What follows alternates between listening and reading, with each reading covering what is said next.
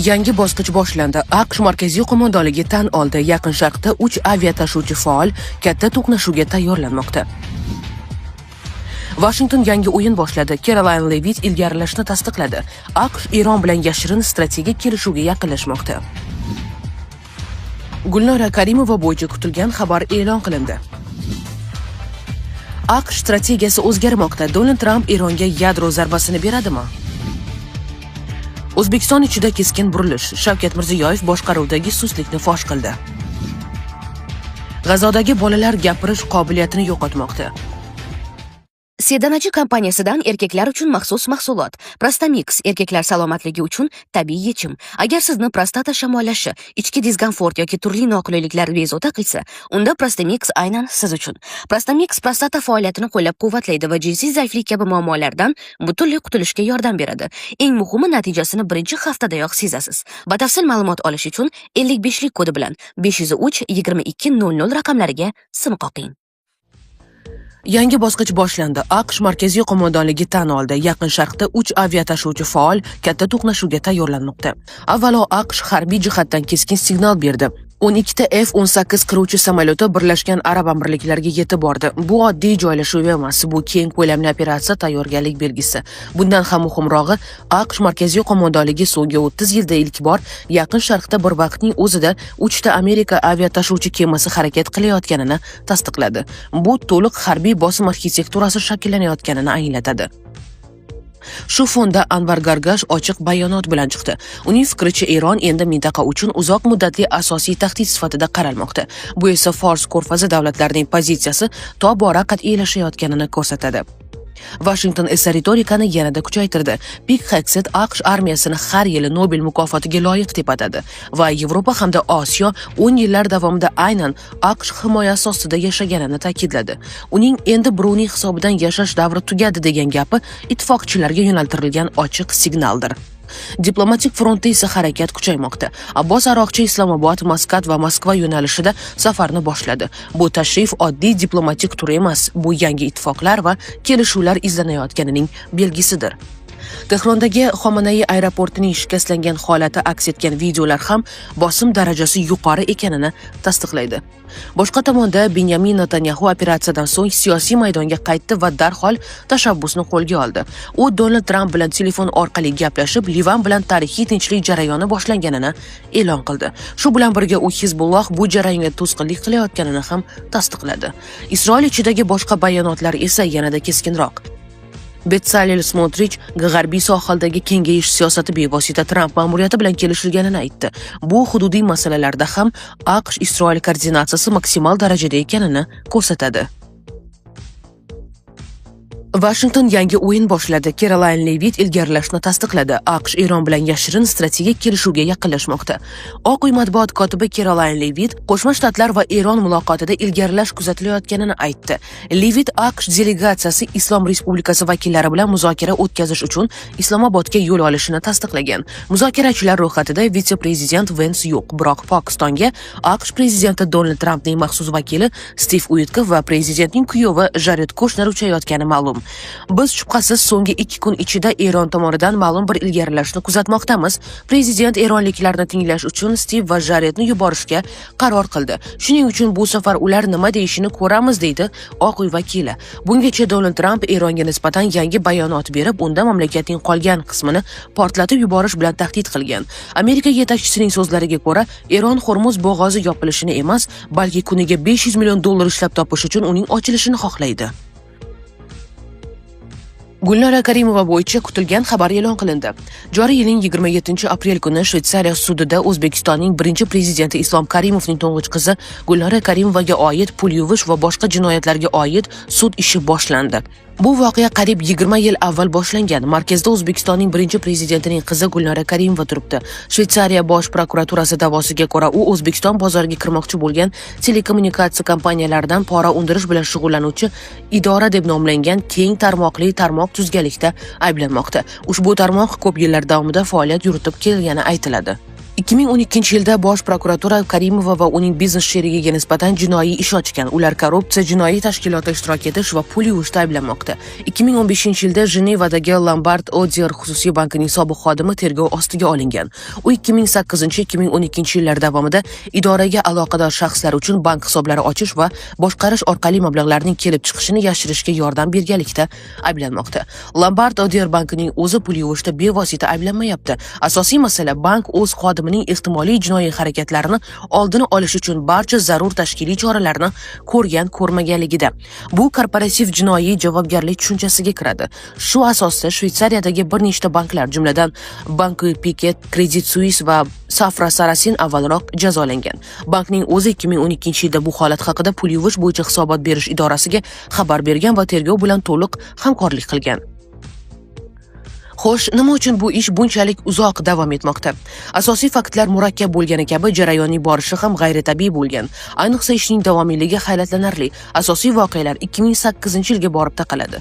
Shveysariya jinoiy adliya tarixida birinchi marta federal jinoyat sudi so'roq o'tkazish uchun xorijga safar qilgan. Yillar davomida ishning ikki yo'nalishi turli prokurorlar tomonidan alohida olib borilgan. Faqat 2025-yil may oyida tergov boshlanganidan 10 yildan ko'proq vaqt o'tgach, federal jinoyat sudi Bosh prokuraturaning pozitsiyasiga zid ravishda ikki ishni birlashtirishga qaror qilgan, chunki ular bir xil faktlarga asoslangan. Sud majlisi joriy yilning 27-apreliga belgilangan. Yuqoridagilar hisobga olinsa, sud qanday kechishini prognoz qilish qiyin. Ko'plab omillar mavhum bo'lib qolmoqda va ko'p yillik tergov davomida ko'plab qoidabuzarliklar to'planib qolgan. Sudga kim kelishi noma'lumlikdan tashqari, qaysi dalillar qabul qilinishi va ularga qanday vazn berilishi ham muammo bo'lib qolmoqda. Shuningdek, jarayonning o'ta uzoq davom etgani va ko'plab protsessual qadamlar huquqiy bahoga qanday ta'sir qilishi ham asosiy savollardan biridir. AQSh strategiyasi o'zgarmoqda. Donald Trump Eronga yadro zarbasini beradimi? AQSh prezidenti Donald Trump Eronga qarshi yadro qurolidan foydalanishni rejalashtirmayotganini aytdi. Uning so'zlariga ko'ra, bundan hech qanday mantiq yo'q. Bu haqda u 24-aprel kuni Oq uyda jurnalistlarga ma'lum qilgan. Jurnalistlar Amerika yetakchisining hozirgi mojaro davomida Qo'shma Shtatlar tomonidan Eronga qarshi yadro quroli qo'llanilish ehtimoli haqida so'ragan. Trump bunga qarshi ekanini bildirib, berilgan savolni ahmoqona deb atagan. Nima uchun men yadro qurolidan foydalanishim kerak? Bu usiz ham oddiy vositalar bilan ularni butunlay tormor etdik, deydi AQSh prezidenti. U yadro qurolini qo'llash mumkin emas deb hisoblaydi. Yo'q, men undan foydalanmagan bo'lardim. Hech kimga yadro qurolini ishlatishga ruxsat berilmasligi kerak, deya qo'shimcha qilgan Trump. Bungacha Trump Eronga nisbatan yangi bayonot berib, unda mamlakatning qolgan qismini portlatib yuborish bilan tahdid qilgandi. Amerika yetakchisining fikricha, Eron Hormuz bo'g'ozi yopilishini emas, balki kuniga $500 million ishlab topish uchun uning ochilishini xohlaydi. O'zbekiston ichida keskin burilish. Shavkat Mirziyoyev boshqaruvidagi suslikni fosh qildi. Dunyo bo'ylab keskinlashib borayotgan geosiyosiy qarama-qarshiliklar fonida ichki barqarorlik masalasi tobora muhimlashmoqda. Aynan shu nuqtada Shavkat Mirziyoyev keskin va ochiq signal berdi. Endi eski uslub bilan ishlash davri tugadi. Davlat rahbari eng oddiy, ammo eng og'riqli masalaga to'xtaldi. Oziq-ovqat, go'sht va kartoshka masalasi muammo bo'lmasligi kerak deb qat'iy aytildi. Lekin real holat boshqacha. Qashqadaryoda kartoshka ekilishi atiga 41%, Surxondaryoda esa 44% ni tashkil qilgan. Natijada narxlar darhol o'sdi. Birgina mart oyida kartoshka Surxondaryoda 12,5%, Qashqadaryoda esa 9% ga qimmatlashgan. Bu oddiy statistika emas, bu ta'minotdagi uzilish va boshqaruvdagi sustlikning ochiq belgisi. Prezident vaziyatni yanada kengroq kontekstda baholadi. Uning ta'kidlashicha, global ziddiyatlar, yetakchilik uchun kurash va kuchlar qayta taqsimlanayotgan hozirgi davrda dunyo endi sokin bo'lmaydi. Demak, har bir rahbar nafaqat ish uslubini, balki fikrlash tarzini ham o'zgartirishi shart. Shu fonda hududlardagi real muammolar ochiq tanqid qilindi. Nurafshon shahri va G'uzor, Narpay, Urganch, Yangiyo'l, Chinoz tumanlari hokimlari ogohlantirildi. Ayniqsa Nurafshon hokimi bilan bog'liq holat keskin misol bo'ldi. 2 yil davomida qurilishni boshlay olmagan tadbirkorga yordam berish o'rniga muammo qayerdan prezident darajasiga chiqib ketganini qidirgani fosh qildi.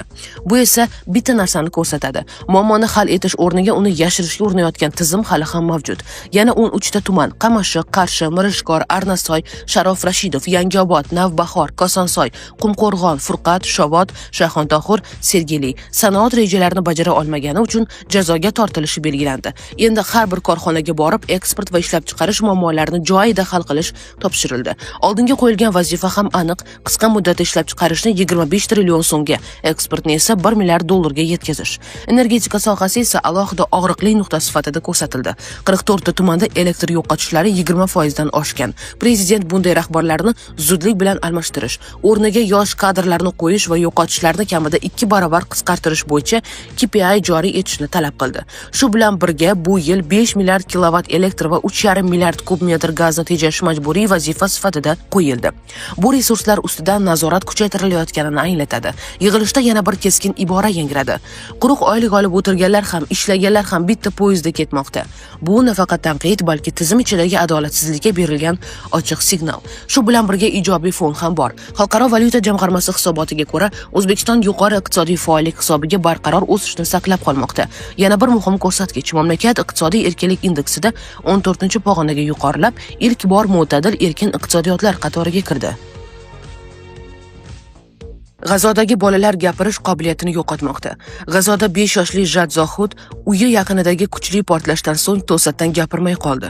U bunday holatga tushgan yagona bola emas. Mutaxassislar G'azo bo'ylab urush jarohatlari yoki psixologik travma tufayli tildan qolayotgan bolalar soni ortayotganini xabar qilmoqda. Ayrim bolalar bosh jarohatlari, nevrologik shikastlanish yoki portlash to'lqini ta'siri sababli gapira olmay qolgan. Boshqalarda esa jismoniy jarohat yo'q. Ularning sukunati qayta duch kelingan zo'ravonlik oqibatidir. Bu bolaning muloqot qilish qobiliyatini falaj qilib qo'yadi. Chegara bilmas shifokorlar tashkiloti bilan G'azoda ishlagan psixoterapevt Katrin Brubak buni sukunatdagi azob deb atamoqda.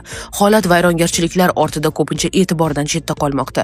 G'azo shahridagi Hamad kasalxonasi shifokoriga ko'ra, bolalar orasida nutqni yo'qotish holatlari ko'paymoqda. Shifoxonaning nutq bo'limi rahbari Muso Al-Xortsining aytishicha, bu bola gapirish qobiliyatini butunlay yo'qotishi mumkin. Bunga selektiv mutizm yoki isterik afoniya, ya'ni kuchli stress tufayli ovoz yo'qolishi sabab bo'ladi.